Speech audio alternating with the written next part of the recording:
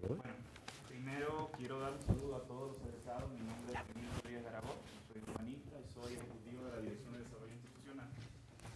Para mí es un honor y me enaltece mucho poder estar compartiendo con ustedes precisamente este tema. Bueno, como dijo Iván, en la CAF estamos buscando siempre innovar, trayendo nuevos formatos, y parte de esa innovación es hacer esta introducción en la mitad de la presentación, que de hecho tú ya aclaraste algunas de las cosas que quiero tocar brevemente, o sea que voy a intentar ampliar un poco en lo que nuestro amigo Iván dijo, ¿sí? ¿Por qué este tema? ¿Por qué en Cusco? El señor que estaba aquí dijo algo muy importante. Quizás sus palabras encierran a lo mejor una impotencia que ha vivido quizás esta región en otros momentos históricos y políticos, ¿verdad? Pero ¿por qué nosotros estamos tratando ese tema precisamente en Cusco? El tema municipal nosotros lo vemos como una jurisdicción cerrada donde hay una identidad común, ¿verdad? Pero las dinámicas actualmente territoriales cambian completamente esa forma de entender las relaciones que deben tener los municipios. O sea, ya no hablamos únicamente, esas necesidades, esos problemas no son únicamente de un solo municipio, sino que demandan una identidad común, un esfuerzo común para poder resolverlos. Hay tres formas en las cuales un grupo se vincula. Una es tener una deuda en común, una es tener un enemigo en común y la otra es tener un objetivo en común.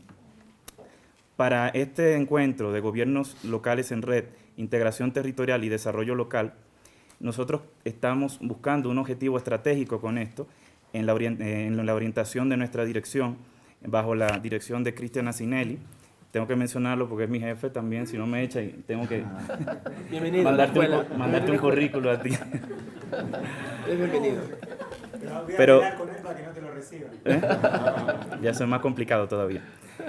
Bueno, como explicó Cristian, ustedes forman parte de una gran red latinoamericana de gobernabilidad. Y en ese sentido, ustedes colaboran en esto que estoy explicando. La frase desarrollo local ya se queda corta y debe replantearse porque hay unas lógicas emergentes que yo estaba explicando antes. Por ejemplo, hablamos de áreas metropolitanas que configuran otras formas de entender el territorio, donde, por ejemplo, proyectos de grande escala impactan sobre la gestión local, sobre varias jurisdicciones a la vez. O sea, ya un solo ayuntamiento no es el que tiene que recibir todo ese impacto, sino que hay un conjunto de municipios que tienen que trabajar para poder captar el valor que se crea con estos proyectos. También existen territorios de transformación productiva, normalmente agropecuaria, en donde las instituciones son muy débiles y donde no hay una forma de poder coordinar todo ese impacto que trae ese cambio económico, ese cambio de modelo. Otro tercer modelo territorial donde los municipios cobran protagonismo es en los municipios de frontera. ¿Por qué? Porque para que el desarrollo local tenga un sentido, tiene que circunscribirse a medidas, a políticas que son de nivel nacional y de nivel internacional, donde a veces la escala local queda un poco fuera del discurso. Entonces, en estos tres modelos particularmente los encontramos en todos los países, en todos los estados. Sin embargo, no se trata y no se enfrenta de la forma quizá correcta. En ese sentido, hay tres formas importantes de colaboración que cabe destacar. Una es la colaboración institucional, redes como esta misma, pero ya a un nivel de gobierno donde los alcaldes puedan dialogar, donde a un nivel ya de jurisdicciones distintas puedan encontrarse espacios comunes de negociación y de acuerdos. Otro es el nivel de colaboración técnica, en donde todos los empleados de los ayuntamientos, de los municipios, puedan también crear un lenguaje común de trabajo.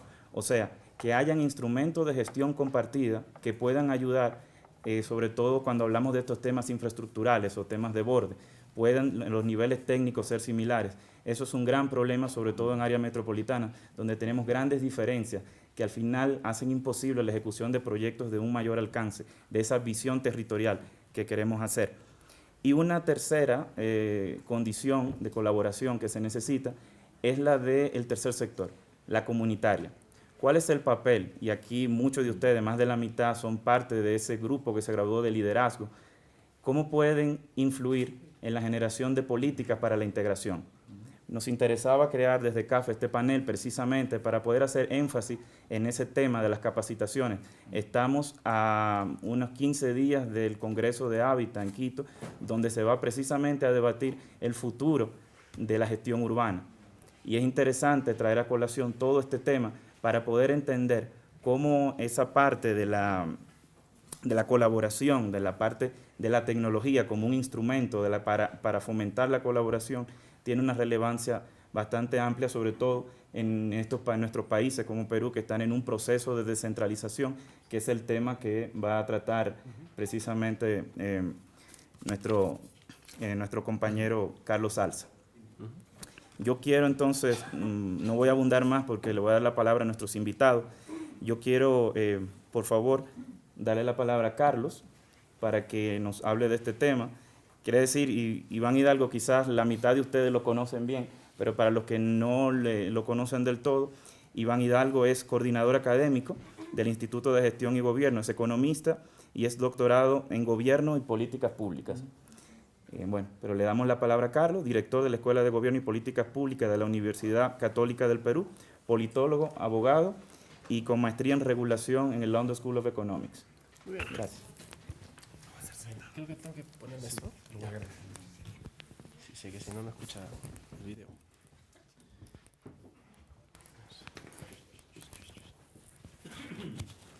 Ya está. Ya. Muy bien, muy buenas tardes nuevamente. Sí, lo que acaban de presentar es exactamente más o menos la línea por la que yo quisiera seguir ahora. Creo que la complementaría bien lo que Iván ha mencionado al inicio, que es una mirada desde dónde miramos el desarrollo y hacia dónde miramos el desarrollo desde los gobiernos regionales y locales, ¿no? A veces creo que, y esto es una constante, lo digo además porque viajamos mucho haciendo capacitación, por ejemplo, a gobiernos regionales, locales en muchas regiones del país, y siempre hay una mirada a veces hacia adentro.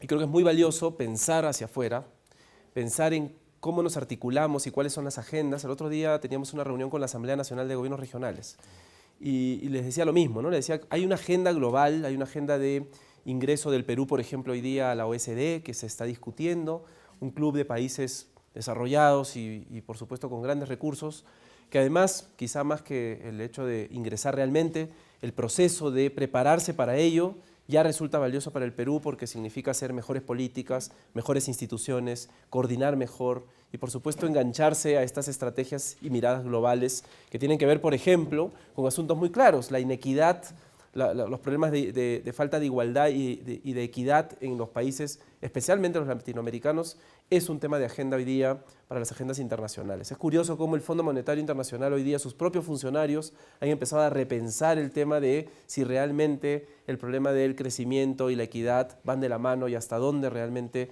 estamos yendo por el camino correcto o no. Y ojo que son quienes finalmente nos dieron las fórmulas, ¿no? Y entonces, claro, un repensar esos temas es en realidad revolucionar de algún modo. Ha terminado el artículo publicado en el Financial Times y en una discusión furiosa a ratos con algunos actores. La misma presidenta del fondo lo mencionó aquí en Perú cuando estuvo hace unos meses en la reunión precisamente que juntó a los gobernadores y a los miembros del Banco Mundial también. Entonces digamos que hay una mirada hacia afuera que está latente, el tema de la igualdad, de la falta de equidad, los problemas de la democratización, los problemas por supuesto directamente lo que tiene que ver con el crecimiento económico y las crisis internacionales que están por allí y el tema de la seguridad internacional que también por supuesto aparece. Entonces en todo esto el problema de la competitividad, de la productividad que nos ha mencionado Iván creo que es absolutamente relevante. Yo quería más bien mirar ahora nuevamente hacia adentro. ¿Pero por qué mirar hacia adentro? Porque contradictoriamente, podría parecer contradictorio, ¿no? Decir, bueno, siempre están mirando hacia adentro y ahora decirles, bueno, volvamos a mirar hacia adentro. Pero la idea es mirar hacia adentro quizá pensando en articularnos a algo un poco diferente. Voy a pedirte que me controles en el tiempo porque si no podría hablar 2 horas. Ya. Entonces, podemos entrar al... El título me ayuda y lo quería mencionar antes porque creo que hay que buscar nuevas formas de desarrollo, nuevos enfoques de desarrollo. Y eso es bien interesante porque pasa, en mi opinión, por revisar las ideologías, las formas en las que vemos las cosas, la forma en la que nos ponemos, a ver, los anteojos con los que miramos la realidad, diría yo. Y lo segundo es cómo construimos efectivamente instituciones e institucionalidad para que esto funcione. Y entonces hacia eso me quería referir hoy día, pensando especialmente en la lógica regional. A ver, pongo gobiernos regionales porque es un decir, pero en realidad estoy pensando en la región, ¿de acuerdo? Sigamos. Un asunto interesante es que creo que habría que revisar qué cosa ocurrió con esto de la descentralización, porque no es un tema sencillo. Y fíjense, nosotros tenemos cursos en la maestría de Ciencia Política, en la nueva maestría que estamos abriendo ahora, que acabamos de anunciar hace 2 días en el Seminario Reforma del Estado, la maestría en Gobierno y Políticas Públicas, y una discusión seria fue, bueno, ¿y vamos a meter cursos de descentralización o no? Y es bien interesante porque, y luego la pregunta es, ¿y quién va a dictar ese curso? ¿No? Porque una posibilidad es hacerlo como clásicamente se hace, convocas a alguien y se pone a dictar la ley de base de descentralización, la ley de gobiernos regionales, la ley de municipalidades, todos los reglamentos, las competencias, y la verdad es que de eso ya tenemos bastante y todos sabemos las leyes. Entonces ese no es el problema es otro con el tema de la descentralización que quisiera mencionar ahora. Sigamos. Uno es que es un concepto muy difuso y en realidad muy confuso también. O sea, hay lo que se llama equivocidad. Todo el mundo entiende cosas distintas sobre la descentralización. Equivocidad significa que en realidad cada quien tiene su propio concepto sobre la descentralización y eso es un problema. Porque entonces lo que yo me doy cuenta cuando voy a las reuniones, por ejemplo, de la Secretaría de Descentralización o de la PCM o cualquier otra, es que todo el mundo discute, pero discute sobre términos totalmente distintos. Y son conceptos diferentes, algunos más pensando en la descentralización administrativa, de entregar funciones a otro. Algunos hablan de la descentralización política, de la autonomía con la que se van a regir las propias instituciones públicas subnacionales. Otros hablan de la descentralización económica, que es completamente distinto porque se trata efectivamente de administrar sus propios recursos, generar sus propios recursos y por supuesto decidir en qué se van a gastar sus propios recursos. Entonces no estamos hablando de lo mismo siempre y creo que a veces tendemos a criticar la descentralización de un lado, por ejemplo la administrativa ha sido realmente un problema. Competencias mal diseñadas, problemas de traslapes, entrega de matrices de competencia incompletas, en fin, muchos temas administrativos que realmente no han funcionado muy bien. La económica no es real, ¿no? Porque en realidad dependemos del MEF hasta ahora, tenemos un problema de falta de descentralización fiscal y por supuesto eso es un problema. Pero la descentralización política es muy interesante, porque yo diría que es el mayor aporte del proceso de descentralización en el Perú. O sea, lo que tenemos hoy día, fíjense la enorme dificultad que hemos tenido con repensar el tema de la autonomía de los gobiernos regionales y la autonomía de los gobiernos municipales. Este gobierno es unitario, es un Estado unitario. Y es un Estado unitario, por lo tanto es un solo país que se ha descentralizado. Entonces es unitario y descentralizado, eso dice la Constitución. Y entonces, claro, pero es unitario, descentralizado, o sea, significa que todo lo descentralizado tendría que cumplir lo que el gobierno nacional dice. Pero a la vez son autónomos. Entonces, claro, esto es la esquizofrenia total constitucional, ¿no es cierto? Porque, claro, ¿cómo uno puede ser unitario, descentralizado y autónomo a la vez? Eso es el Estado Federal norteamericano, de Brasil o de México. Ahí son autónomos y entonces uno puede declarar la pena de muerte en un estado y el gobierno federal puede decir que no hay pena de muerte y entonces todo funciona. Pero el gobierno nuestro no es así. Tiene una unidad, tiene una descentralización y a la vez hemos creado este concepto de autonomía, que es un concepto raro. Fíjense, el Tribunal Constitucional definió esto hace varios años y dijo la autonomía en el Perú, como es unitario y es descentralizado, no puede ser entendida como la posibilidad de tomar decisiones fuera del modelo nacional. Cerrado el tema. Y entonces lo que dice el Tribunal Constitucional es la autonomía es una garantía institucional para que el gobierno local y regional vaya adecuando a su región lo que en el gobierno nacional ocurre. Y entonces, teóricamente, el gobierno regional y el gobierno local tienen autonomía, pero no autonomía para dictar cosas en contra del de arriba, sino para adecuar lo de arriba a sus necesidades de abajo. Es más o menos la idea. Claro, por eso es que cuando a alguien se le ocurrió decir no a la hoja de coca, sí a la hoja de coca, y el gobierno había dicho no a la hoja de coca, de pronto le salieron con una sentencia y le dijeron no, pues tranquilo, acá tú tienes que en realidad cumplir las regulaciones nacionales. Cuando en el norte a alguien se le ocurrió hacer su AFOCAT, su fondo de seguro de accidentes, de tránsito, que era menos protector que el SOAT, que era una norma nacional, le dijeron, un momento, acá no puedes hacer eso, porque en realidad tienes que regirte por las reglas nacionales. Entonces, claro, nuestra descentralización, en el fondo, se da en un marco de descentralización nacional, unitaria, se descentralizan las funciones y aparentemente, según lo que yo he dicho hasta ahora, los gobiernos locales y regionales tienen que estar en realidad, entre comillas, sometidos al gobierno nacional. Pero eso tampoco es real. Eso es lo que ha dicho el juez, el Tribunal Constitucional. Pero tampoco es real, porque los gobiernos regionales reciben hoy día canon por las propias leyes del sistema, con lo cual tienen recursos para, algunos tienen más recursos que varios ministerios y unidades autónomas. O sea, hay municipios y gobiernos locales y regionales en el Perú, en esta zona, además en Cusco, que tienen más recursos que la Defensoría del Pueblo a nivel nacional, con sus 43 oficinas. Es real. Y deberían colaborar con la Defensoría porque vale la pena. Y entonces, una de las cosas interesantes es que en el fondo lo que tenemos es un gobierno, y fíjense lo importante que ha sido que el presidente venga a conversar con gobiernos locales y regionales. Si solo fuesen meros operadores de fórmulas que algunos llaman X entonces Y, o sea, lo que dicen en Lima se tendría que cumplir en Cusco. Si fuese tan fácil como eso, no habría tanta necesidad de que el presidente de la República, Pedro Pablo Kuczynski, venga y tenga que negociar y haga acuerdos políticos y establezca relacionamiento con el gobierno regional y local.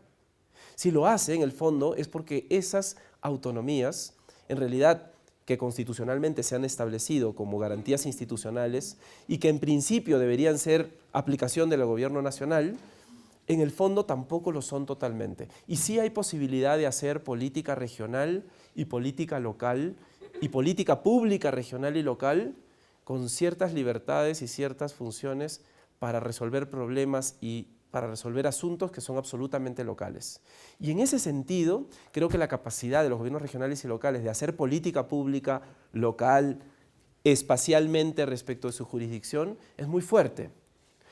Sin embargo, tenemos todavía problemas y dificultades de capacidad, lo vamos a ver ahora. Pero entonces creo que la descentralización allí tiene elementos que hay que repensar muy claramente. El modelo no es tan sencillo, hay un problema de arquitectura institucional crítica.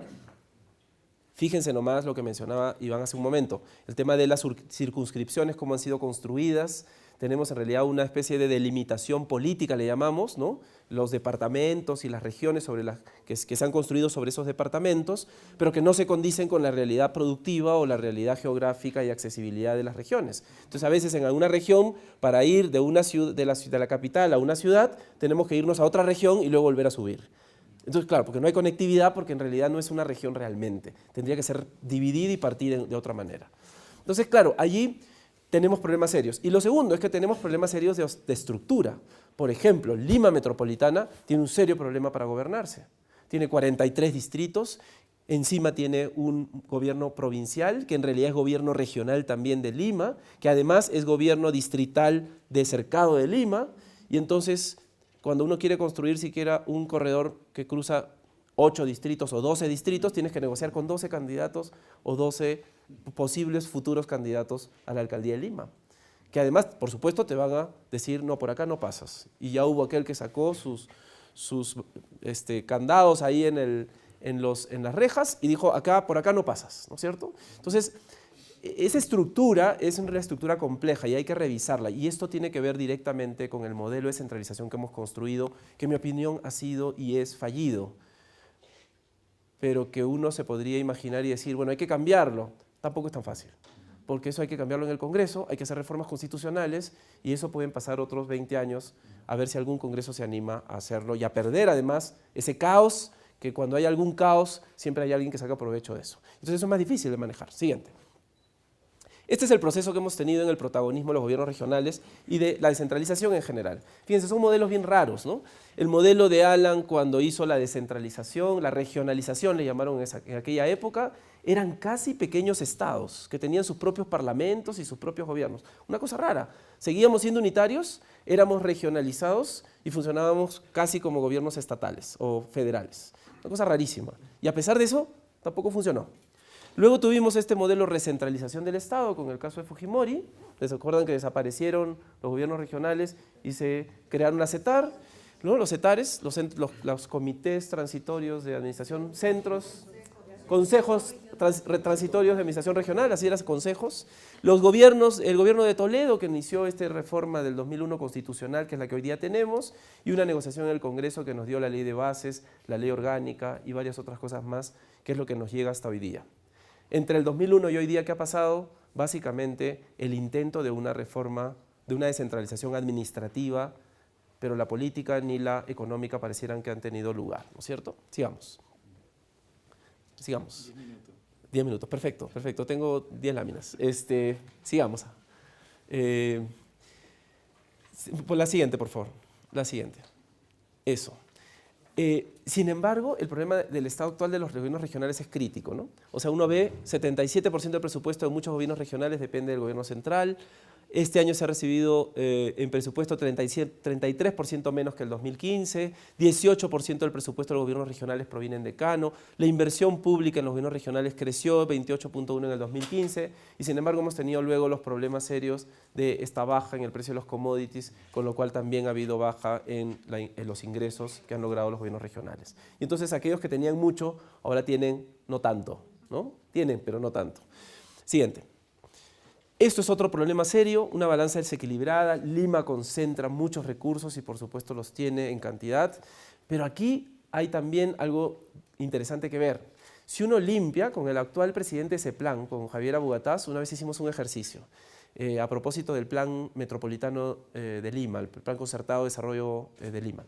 Hicimos un ejercicio y sacamos todo aquello que era realmente nacional, porque en Lima todo el tiempo decimos que hemos concentrado los recursos, pero en realidad Lima gasta para el país entero. O sea, por ejemplo, el costo de lo que significa, o los gastos que significan el Congreso de la República, no pueden asignarse a Lima, porque en realidad eso es un gasto nacional, ¿no es cierto? Entonces hay que sacar el Congreso, hay que sacar los ministerios, que son nacionales, hay que sacar el Tribunal Constitucional, que es nacional.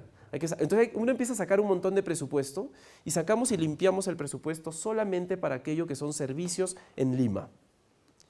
Y resulta que el valor per cápita, el gasto per cápita en Lima, por persona, ¿no? Por persona, el gasto por persona en Lima es en realidad mucho menor que en varias otras regiones.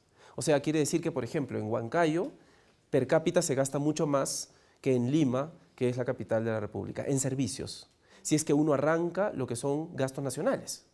Entonces, claro, tampoco es tan fácil imaginar que Lima es simplemente la región que concentra, porque tampoco es del todo cierto. Hay un asunto de limpieza, de cálculos que hay que hacer, incluso nosotros lo hicimos un poco más o menos al ojo. Si lo hiciéramos realmente, descubriríamos que es otra cosa. Cuando se lo dijimos a los congresistas por Lima, porque descubrimos que habían congresistas por Lima, que nunca son por Lima, si se dan cuenta, los congresistas por Lima siempre son congresistas nacionales, ¿no? Hay los de Cusco, hay los de Arequipa, pero los de Lima nadie se acuerda. Los juntamos a todos y les contamos eso y se dieron cuenta que de verdad nunca abogan por el presupuesto por Lima. Todas las regiones lo hacen, pero Lima no. Y entonces, claro, el problema de la centralización es también un problema un poco ideal respecto de lo que está ocurriendo en el proceso de centralización. Y eso creo que también hay que repensarlo. Sigamos. Discutir las políticas con otros actores. Y entonces, empresarios, sociedad civil, academia, organizaciones sociales, funcionarios públicos tienen que participar del proceso de toma de decisiones. Y esto no es tan difícil. En mi opinión, quizá el mayor esfuerzo de hacer políticas urbanas en una localidad es la de creación de espacios de toma de decisiones conjuntos. Y eso tampoco es fácil, porque coordinar con otros siempre es complicado. O se convierte en asambleísmo puro, y entonces, por supuesto, no hay quien pare la reunión durante horas y probablemente no se diga nada, o tenemos el otro problema y es alguien quiere venir y tomar la decisión al guerrazo, ¿no es cierto? Y entonces, claro, por supuesto, nadie la quiere aceptar. Entonces, aprender a negociar políticamente yo creo que es un imprescindible en la capacidad de los gobiernos regionales y locales. Es la negociación política con los diferentes actores y eso es básicamente gobernanza. Y último, para terminar, la siguiente, por favor, esto. Creo que también tenemos un problema serio en temas de gobiernos, de política pública local y regional, cuando tenemos esta enorme dicotomía del urbano-rural. Y entonces nos negamos incluso a hablar, yo he tenido profesores, incluso en la universidad, que cuando les dije, vamos a trabajar políticas urbanas, me dijeron, no, eres un centralista. ¿Cómo que lo urbano? Hay que pensar en lo rural. Ya, pero ¿qué es urbano y qué es rural realmente hoy día en nuestras regiones? Muy complicado, ¿no es cierto? O sea, Pisac, ¿es rural o es urbano? Urubamba, ¿es rural o es urbano? Muy complicado. Nosotros hemos estado hace unas 2 semanas, 3 semanas en Arequipa. Y entonces hablar de rural y urbano hoy día es muy complicado. Recomiendo siempre un texto maravilloso del profesor Canciani, que ha publicado un libro sobre ciudades intermedias, y Canciani tiene una serie de artículos. En realidad, un artículo de la profesora Remy trata sobre este problema de lo urbano y lo rural. Mientras que para uno se define lo urbano y lo rural por el número de habitantes, otro lo define por la distancia de la ciudad a la otra ciudad o a la otra zona, otro lo define por el número de viviendas, otro lo define por la actividad productiva que realiza. Si es agricultura, por supuesto es rural, si es industrial o comercial, es urbano. Entonces, claro, hay muchas miradas. Y Foncodes piensa una cosa, el MIDIS piensa otra cosa, el MIM piensa otra cosa, el MEF piensa otra cosa y el INEI piensa otra cosa. Y entonces, claro, nadie se pone de acuerdo en qué cosa es urbano y rural y por lo tanto nadie sabe cómo resolver el problema del saneamiento rural, la electrificación rural, el agua rural. Entonces, claro, yo creo que aquí hay que romper una dicotomía urbano-rural porque hoy día las conurbaciones se están produciendo de una manera espectacular. Y estudiar la lógica de la construcción, en lo que mencionaba en la mesa, de articular relaciones de red, creo que es muy importante. Y ese sería quizá mi última reflexión sobre la base de lo que es la experiencia en trabajos regionales y locales. Y es que hoy día tampoco se puede lograr un nivel de articulación y desarrollo de políticas si no hay una articulación con otras organizaciones locales cercanas. Y entonces, el gobierno regional de Cusco en realidad es el gobierno regional de Cusco más el de Madre de Dios, más el de Puno, más el de Apurímac, el de Arequipa. O sea, no hay forma de tomar decisiones hoy día. Conversábamos con la gobernadora de Arequipa alguna vez, hace poco, a través del profesor Daryan, y nos decía lo mismo. Esto no es posible pensar Arequipa sin pensar Moquegua, Tacna y pensar también Ica y pensar el Cusco y Apurímac. O sea, no hay forma. Entonces, lo mismo está ocurriendo hoy día y esta lógica de red es otra parte y componente absolutamente importante de las políticas urbanas, que de urbanas tienen, en realidad, el hecho de que la gente vive en los espacios públicos y en los espacios físicos, pero en realidad no tiene nada que ver con solo ciudades y metrópolis, que es lo que pareciera ser la preocupación de los estudios hoy día. Y creo que es muy interesante, especialmente en ciudades como Cusco, que tienen un desarrollo económico, turístico y un potencial, por supuesto, muy grande, que a mí me parece que habría que aprovechar, pero en esta lógica de hacer políticas más locales. Me quedo con eso. Gracias.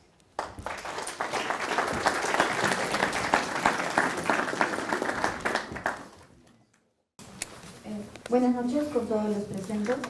Mi nombre es Andrea Angles. Lo que he podido entender mayormente de las exposiciones es que tenemos un gran problema de capacidad. Entiendo que esto se puede traducir a que tenemos autoridades o representantes con pocas capacidades para poder desarrollar las políticas públicas, para implementar los instrumentos necesarios para poder desarrollarnos como país, como región, como ciudades. Entiendo yo que esto debería también contrastarse con el sistema electoral que tenemos, ¿no? Con el sistema con el que nosotros elegimos estas autoridades, que muchas veces no cuentan con mayor capacitación al respecto. Queríamos saber también cómo es que ustedes podrían proponer un cambio desde ese punto, ¿no? Desde el punto de la ley de elecciones, del sistema de elecciones que tenemos ahora en el país. Muchas gracias. ¿Quién? Sí. Muy buenas noches con todos y todas. Mi nombre es Jacqueline Bustamante, egresada del programa de gobernabilidad Trujillo 2015. He escuchado muy atentamente los diversos enfoques que se ha dado a descentralización. He podido ser testiga de parte de ello, tanto en el área municipal y ahora regional en Trujillo y La Libertad. Vemos que a nivel nacional existe una inequidad al momento de la distribución de la riqueza, la distribución del canon. Actualmente vemos, como mencionaba, algunas zonas quizás cercanas en las cuales tienen muchísimo dinero, pero no surgen, siguen siendo pobres. Y lo que vemos es simplemente proyectos en donde existen unas lindas escuelas o unos monumentos o unos cosos taurinos, pero no tenemos realmente el avance de esas ciudades.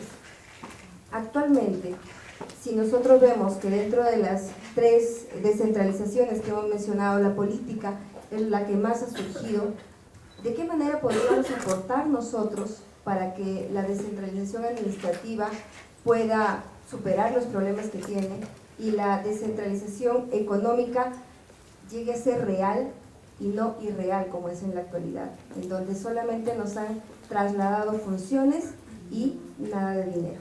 Gracias. no sé si duda, pero sí proponerles como una sugerencia, cómo lo consideraría el doctor Carlos Salza, con respecto a las mesas, a los espacios que se podrían crear de descentralización, creando unas mesas transitorias de negociaciones con los diferentes ministerios en cada región.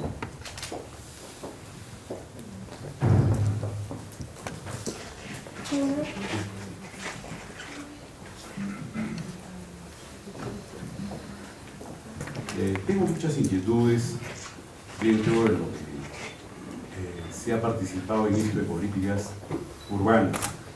De hecho, es muy importante, es trascendental dentro del desarrollo que tenemos actualmente, pero hay un tema que debería sí tomarse en cuenta, y es el recurso humano. En el Perú tenemos un gran problema de identidad, y la identidad está dada porque casi el Perú es como un pastel de 1000 hojas. El que sale a la puerta hace una diferenciación hasta racial, y esto implica no solo en el ámbito económico, sino social. Entonces, creo que el fortalecimiento que tiene que haber es que tenemos que entender que somos peruanos, que no hay otra palabra que no sea peruano. Entonces, creo que el trabajo, no solo de desarrollo a futuro de las instituciones, tiene que ser dada y también de la sociedad civil. No hay forma de crecer si no tenemos identidad. Y este es el punto fundamental dentro de lo que tendrá que ser el liderazgo futuro.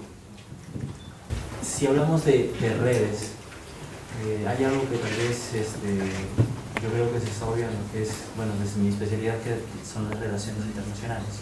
Y vemos que también el financiamiento de la red latinoamericana se habla, y más aún que se va a hablar en Quito de hábitat, que los decisores vamos a ser los locales. Entonces estamos pensando de lo local a lo global. Entonces, ¿qué hacer ahí?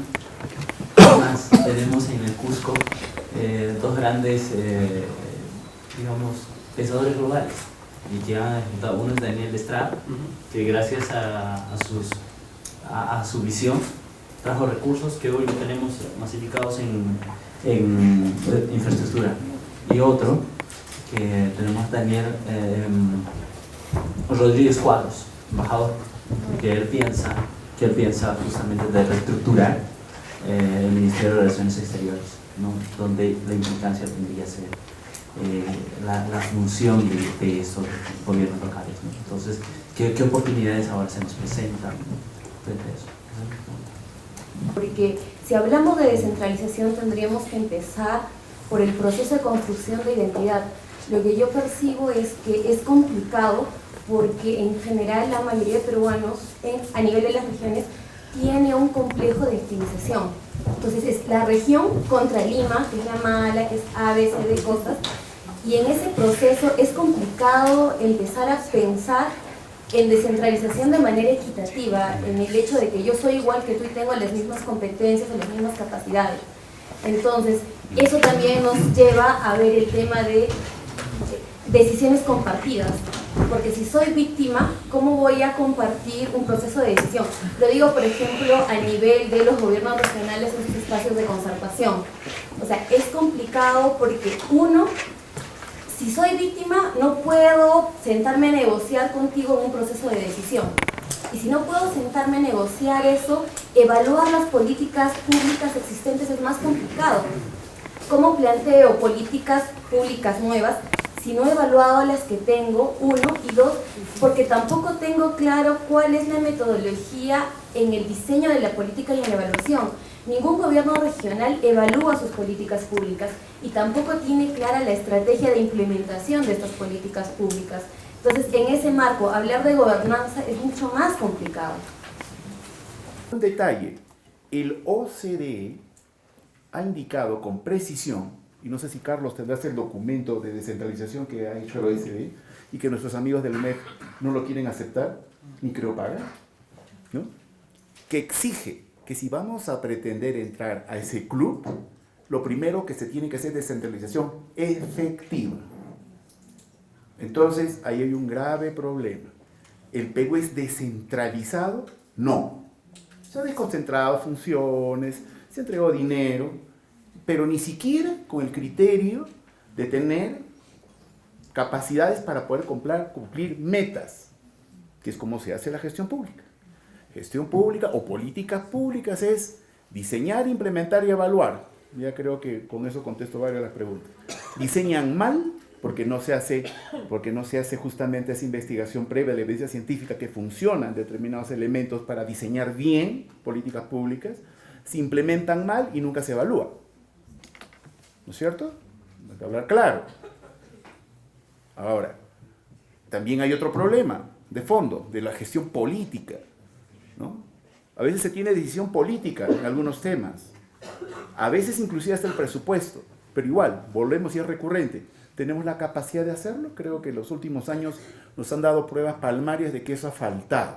Ok, entonces está claro que descentralización, yo lo pondría entre comillas, ¿no es cierto? Pero ahora hay un tema de exigencia que realmente se conduzca un verdadero proceso de centralización que va a tomar esfuerzo porque se va a tener que rediseñar esto que estamos comentando, una nueva arquitectura institucional.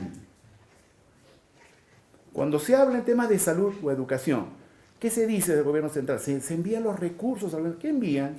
La planilla. ¿Algo más?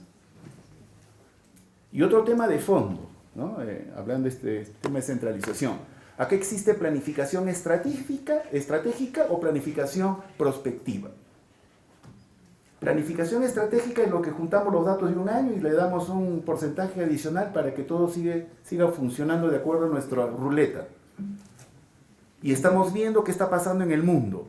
Debemos nosotros fijarnos qué está pasando en el mundo y en función de esos escenarios futuros construir nuestras políticas públicas para poder tener realmente presencia como país y como Estado.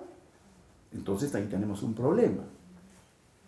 Tenemos planes de desarrollo regionales, planes de inversión regionales o listaditos de obras que si uno ve la priorización no obedece necesariamente a lo que necesita el municipio, la región o la nación.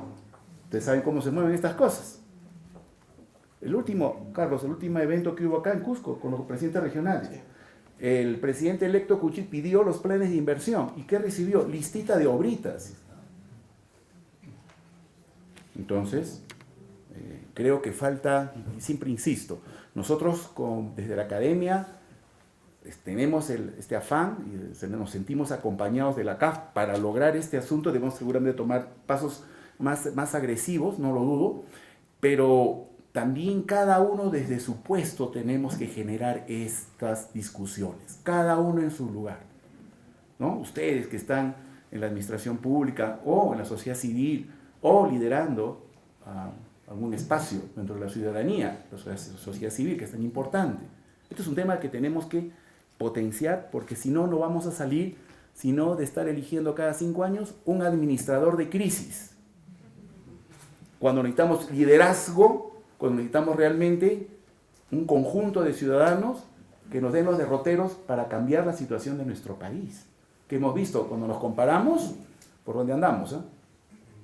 Ok, otro tema.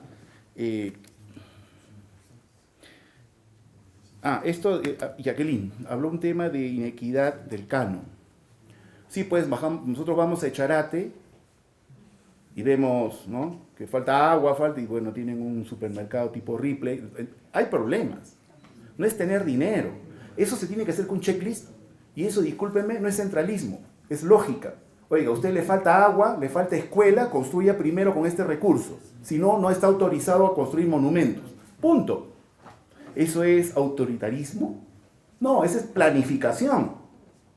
Eso es tener sentido común. Entonces, muchas veces, nosotros mismos nos autoimponemos criterios y valorizaciones de lo que es la autonomía municipal. Ni siquiera tienen centros de atención primaria para los niños, ni un programa alimentario, y sin embargo malgastan el recurso. Ahora, ¿eso se puede permitir bajo el tema de autonomía local? Entonces llegó la hora de redefinir el espacio local, sus funciones, sus atribuciones. Tiene que entenderse que nosotros tenemos que marchar como país hacia un derrotero. No estamos solos en el mundo. Programas que regalan dinero en agricultura, sin ton ni son, cuando ni siquiera nos hemos puesto de acuerdo en este eje geoeconómico, qué productos tienen viabilidad hacia el futuro para satisfacer el mercado nacional y el externo, y en función de ello se asignan los recursos. No, en función del criterio de cada funcionario, sus amistades, por no decir otra cosa. O sea, yo estoy hablando cosas reales, no estoy haciendo literatura del tema. Eso es lo que hay que discutir si estamos hablando del tema de descentralización. Y otro tema. Patricia mencionó acerca de mesas de negociación. Existen, sí, Patricia, ¿no? Sí, mesas de concertación a nivel regional con los ministerios.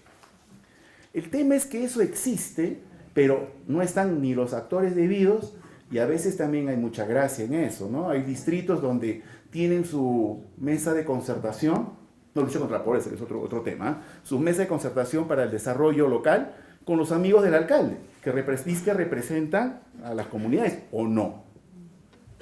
¿No es cierto? Estoy hablando de cosas reales. Entonces, ¿qué falta? Empoderar a la población y que la población y la ciudadanía también empiecen a tomar en sus manos debido al sentido de la participación. Entonces, eso es muy importante, que hay que desarrollar.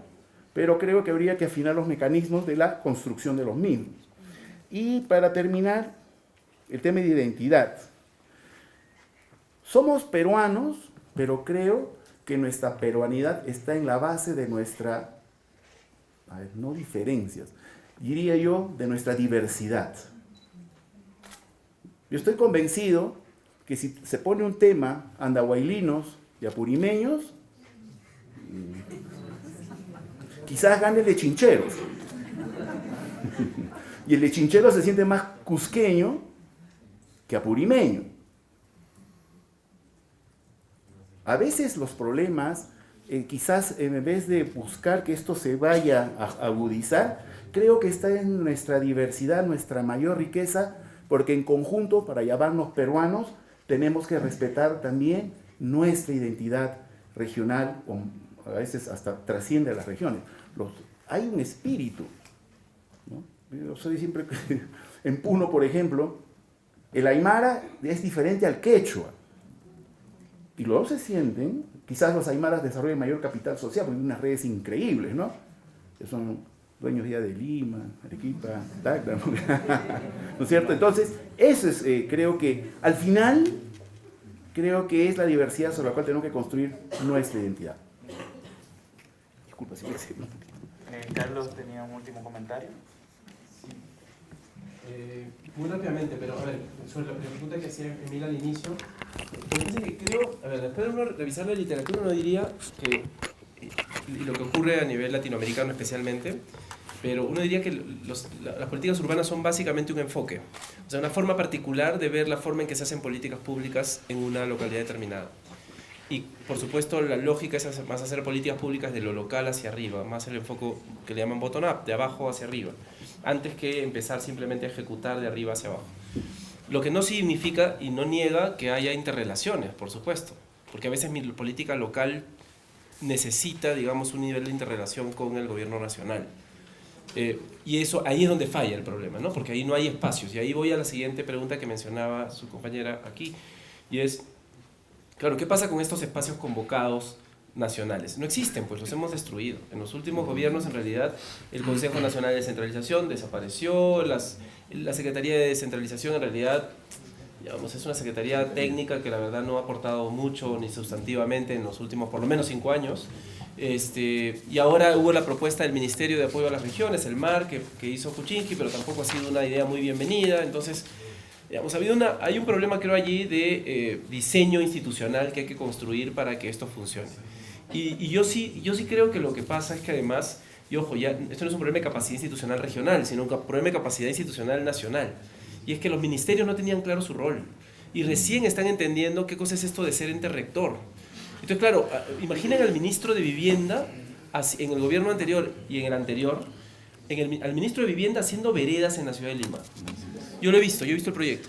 Y he visto cómo se asignaban recursos para hacer veredas. O sea, ese señor está desubicado, no tiene idea de qué está haciendo en el ministerio. Porque su ministerio no es un operador de servicios. Yo estuve presidiendo una comisión de transferencia ahora en el gobierno, en el entrante de gobierno, la Comisión de Cultura. Y una de las cosas que dijimos ahí y que verificamos es que, claro, los ministerios en el fondo tienen un montón de servicios públicos que ofrecen directamente, cuando en realidad esto tendría que estar organizado en función a los municipios, gobiernos regionales y unidades de servicios. Entonces, ¿qué hace el Ministerio de Cultura, por ejemplo, organizando talleres y cursos de danza? No tiene sentido que un ministro o una ministra esté dedicando a organizar talleres de danza. Eso lo tendría que promover en los gobiernos locales y regionales, que creen sus centros culturales, su Casa de la Cultura, que establezcan un sistema de acompañamiento a los gobiernos locales y regionales para que se genere los concursos de cine, los concursos de arte. O sea, es otra la lógica del gobierno nacional y eso no funciona hoy día. Ha empezado a mejorar y creo que estos ministros tienen, los de hoy por lo menos, tienen una mirada un poquito más en ese sentido. Y eso, por supuesto, no es fácil, ¿no? Entonces creo que ahí hay que crear espacios y esos espacios son los espacios de articulación y de diálogo. El ministro de Producción estuvo hace unos días el ex ministro de Producción, Piero Guesi, estuvo hace unos días en un viernes económico, 3 ministros de Economía, ex ministro de Economía. Y uno de ellos, él mencionaba y decía, claro, una de las experiencias interesantes que hoy día lo reconocen como un experto y un innovador, es que creó mesas con los sectores productivos generando espacios de diálogo entre empresarios y autoridades locales, regionales y nacionales. Y bien interesante porque en realidad crear un espacio de diálogo ya parece una gran innovación. Claro, es que eso es el trabajo que hay que hacer. O sea, el trabajo de los gestores es básicamente resolver problemas articulando diversos actores. O sea, coordinar, ¿no? Y eso es lo que tendrían que hacer los ministros, o sea, establecer espacios de coordinación con diferentes sectores y hacer que eso funcione. Bueno, eso que parece tan obvio, que parece de sentido común, es muy poco común en el Estado. Y entonces es lo que yo creo que hay que fomentar, ¿no? Y termino aquí, el tema de la reforma electoral, yo creo que eso es clave. O sea, creo que la reforma electoral es un imprescindible. O sea, porque lo que se ha hecho es una reforma insuficiente, ¿no? O sea, se han cambiado en realidad, se han puesto curitas al enfermo, ¿no? Es un enfermo que tiene seguro 7 enfermedades y 4 epidemias y en realidad le han puesto curitas para ver cómo se... Pues claro, que si se sanciona porque das una dádiva, que si en realidad te registras antes o después, nada de eso cambia realmente las cosas, ¿no? O sea, creo que hay un problema mucho más grande y hay una poca mirada, creo que está cambiando, de lo que son en realidad los movimientos regionales y locales, que no se les reconocía como partidos y que en el fondo yo creo que están presentando una dinámica política muy diferente. Pero nada de esas reglas funciona y eso quisiera decirlo muy claro porque es algo que creo que está en el corazón de las reformas electorales. Es que nada funciona si no hay transparencia, acceso a la información y una sociedad civil que vigile. O sea, porque de nada sirve, yo puedo poner todas las reglas, no puedo limitar a que solo postulen los superexpertos en gestión pública al gobierno ni al Congreso, entonces, porque es democrático y tiene que ser cualquier persona que quiera ejercer su derecho a ser elegido. Pero lo que sí tengo que exigir es que la sociedad esté permanentemente atenta de quién es su candidato, para que sepa si ese señor realmente viene de dónde, qué ha estudiado, qué ha hecho, si tiene o no las capacidades para gobernar. Porque si no le estoy dando el voto en realidad a alguien que, o sea, que no va a cumplir las funciones que realmente necesita. Entonces creo que sí, la reforma electoral la necesitamos urgente y ahí hay cambios importantes. El tema del voto del voto preferencial hay que revisarlo porque eso está generando un efecto perverso. El tema de que haya 30% de los congresistas actualmente no pertenecen a partidos. Y entonces lo que está ocurriendo es que va a ocurrir el transfugismo, ocurre la atomización y luego cuando hay que decidir la descentralización nadie se va a poner de acuerdo. Entonces el problema político genera la imposibilidad de hacer reformas importantes. Y termino con esto, el tema de las redes. Yo creo que absolutamente las redes son indispensables. O sea, no hay forma hoy día de gestionar algo si no es por redes, por organización y por coordinación. Pero creo, lo que dijo el señor, muy importante. Una de las grandes inversiones que puede hacer un gobierno regional y local es en información. Generar información, invertir en tecnología. Porque si uno invierte en tecnología y genera información local, regional, puede tomar mejores decisiones. No hay forma de resolver el problema del transporte y que los buses se caigan si es que yo no identifico los puntos negros en las carreteras interprovinciales o regionales. Y los puntos negros no se pueden registrar si es que no hay un sistema georreferenciado de mis carreteras. Y no hay un sistema de vigilancia con cámaras y que hoy día la tecnología me permite. Entonces, claro, si no hay tecnología, no hay información, por supuesto que no va a haber política pública. Solo les digo esto, y lo he estado estudiando ahora último. ¿Qué políticas públicas en el Perú han avanzado? Aquellas principalmente que han generado sistemas de información. El feminicidio, apareció el observatorio de feminicidio en el Ministerio Público y se empezó a contar cuántas mujeres eran asesinadas diariamente por sus maridos. Segundo, el tema del trabajo infantil. Se hizo la estrategia para erradicar el trabajo infantil, no se avanzó nada. Se hizo la siguiente estrategia, se avanzó porque finalmente se logró establecer una encuesta de trabajo infantil que permitió decidir que no habían 2.800.000 niños trabajando, sino había casi 4 millones. Y así podría mencionar 10, pero seguro Emil me castigaría porque ya me estoy demorando demasiado. Pero lo que sí digo es que hay que invertir en innovación y en educación. Y lo último, solamente no quisiera dejar de decir esto. Creo que un elemento central es que hay herramientas que uno puede usar. Yo siempre recomiendo acudir a instituciones que ya funcionan. Servir tiene gerentes públicos. Y los gerentes públicos fueron creados. La institución Servir, Marita Cangalaya, aquí politóloga de la PUC, que coordina el programa de gobernabilidad. Ella hizo una tesis que mostraba muy claramente, yo creo que se la debería mandar para que todos la lean, porque es una tesis impresionante. Lo que dice es, el programa fue creado para que las regiones pidan personal capacitado, altamente capacitado, no les iba a costar porque lo iba a pagar el gobierno nacional, iban ustedes a tener 3, 4 gerentes públicos trabajando en su región o en su gobierno municipal. Donde ha ocurrido, y han ido 3 o 4, el asunto ha sido impresionante. Los estándares y los indicadores han crecido de una manera espectacular. Ha funcionado. Claro, el problema es que eso choca a veces con el clientelismo y las relaciones más políticas de las autoridades. Pero bueno, hay que exigir que eso funcione.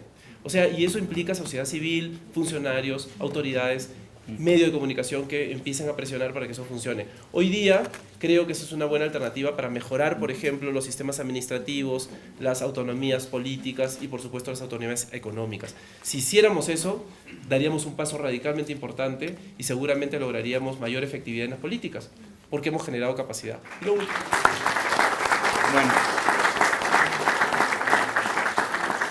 Me toca cerrar este panel. Simplemente voy a apuntar una cosa de algo que dijeron ustedes dos. Tú hablaste de desarrollo humano y tú hablaste del tema de los compromisos de hábitat también, ¿verdad? Hay tres cosas críticas que se van a tratar en hábitat que son importantes de destacar. La primera es que una de las cosas que no se incluyeron, que ha sido tema de debate, ha sido precisamente el tema del derecho a la ciudad, la Carta del Derecho a la Ciudad del 2012. Entonces, ya a partir de ahí comienza algo bastante crítico, ¿sí? Con el tema de la sostenibilidad, porque se quiere hablar de ciudades más inclusivas, pero nadie quiere hablar de los derechos de la ciudad, de una carta que se firmó. Eso es un tema. Lo segundo es que las ciudades no están representadas en ese encuentro, están representados los países. Se van a tomar decisiones sobre políticas urbanas a partir de políticas nacionales, que son los que van a crear la agenda. Entonces ya hay una segunda pata de la mesa que coger. Una tercera, que está relacionado con eso también, es la parte, yo creo que es la más controversial, es la parte de las aglomeraciones de capital. Se va a hablar precisamente de gobernanza, pero no se habla de esto, o queda como un tema difuso, porque el tema de las aglomeraciones de capital, o sea, el tema metropolitano en sí, y por eso te comentaba, el tema de políticas metropolitanas es un tema difícil de tocar. No hay mucho dato alrededor de eso, porque se basa mucho en negociaciones políticas discrecionales, básicamente. Sin embargo, es el gran tema de futuro, porque los recursos naturales no funcionan en una localidad, funcionan a nivel sistémico. Entonces, esos son 3 puntos importantes. Pero el verdadero desafío que parte de esos 3 va a ser cuál va a ser la institucionalidad que va a ayudar a llevar adelante todo lo que en Quito no se puede hablar. Ese es un tema que queda pendiente. Entonces, yo creo que todos los que estamos aquí, y CAF, que de alguna manera ha abanderado este tema de las capacitaciones, está en muy buen camino.